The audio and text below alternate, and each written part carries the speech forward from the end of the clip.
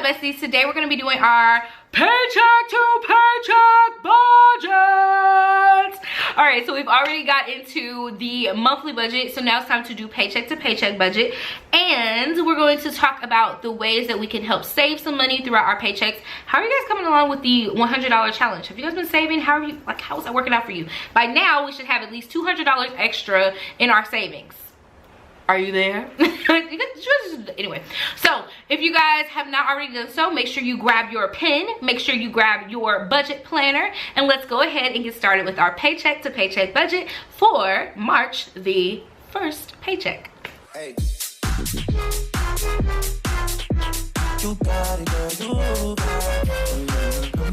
All right, so let's go ahead and get into our first paycheck budget. So paycheck number 1, we have $20.63 is what we budgeted for.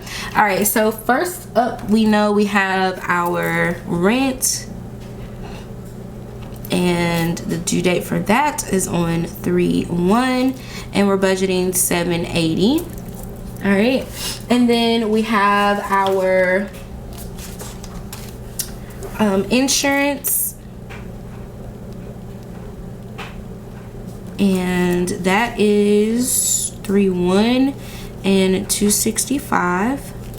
All right, and then we have iTunes number 1, and that is on 3/2, and that is $1641. What was I finna say? All right, and then we have Zips Car Wash. Just trying to put them in order of when they actually get paid. Oh, hello alarm. Just let me know it's time to get it cracking. Okay, so we have our iTunes number 1. Let's just go ahead and I'm trying to write them, like I said, I was trying to write them in order. And then Zips Car Wash and Sling TV, and those are both due on the 10th. All right, and then Zips Car Wash is $15.31, and Sling TV is $38.31. I also know that Apple Care is more than likely. When did I get my phone? Did I get that at the end of January? The beginning of February? When did I get sick? I got sick. Like, I literally got my phone and I feel like I got sick the next time. So we'll put Apple Care down as well, just to be on the safe side, because I think that is when it's going to come out. I'm not really sure the date, but we're going to put that down anyway. It's $9.99. And then we have iTunes number 2, which is $9.99 as well, and that is due on 3/13. So I think that kind of covers everything from this paycheck. So this is how I look at it. I look from here to here, right, to see where everything is falling at. So we'll have 2 child cares before I get paid, so we also need to put that in there. So child care, and that's going to be due on 3/2 and 3/9, and that's going to be $100. So I technically could go ahead and pay that now, just send the money over the Cash App, so that might be a good thing to do. All right, and then we have our cash envelopes, so cash envelopes, and then our sinking funds. So this is $390 for that one, and then $80 for sinking funds.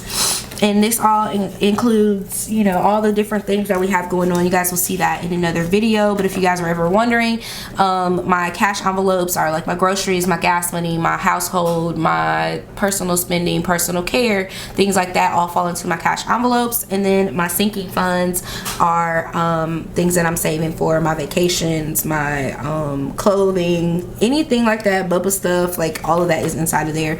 Maintenance on the car, that's where you'll find that money at. Okay, so let's go ahead. We have our thing here. Let's go ahead and see what our total expenses are out here in these streets. So we are at 2063. Well, let's just start there. So we do 780 plus 265 plus 1641 plus 1531 plus 3831. That's a lot of 31s. Might need to play the lottery. 999, 999 plus 100 plus 390 plus 80. All right, so 1705.01 is what our total expenses are, what we're budgeting for. And so if we subtract that from 2063, that's going to leave us with 357.99 on this paycheck, and we're still in the green, so that's good. We're not it looks like a negative, but we're actually not as negative as it looks, but we're actually above. So what I do is on my paycheck to paycheck budget, I think it's really important to make sure that you're listing all of those bills that are coming up. So I look back at my calendar and I see, okay, so all of these bills are going to fall before my next paycheck. Anything that I have coming up that's going to fall between my next paycheck and now, I need to put in here.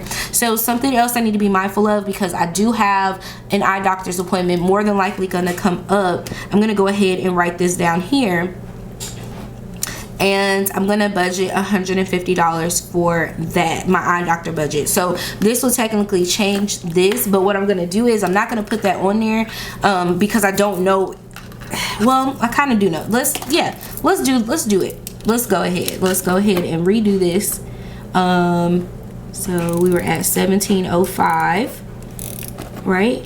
So we're gonna do 1705.01 and add 150 to that.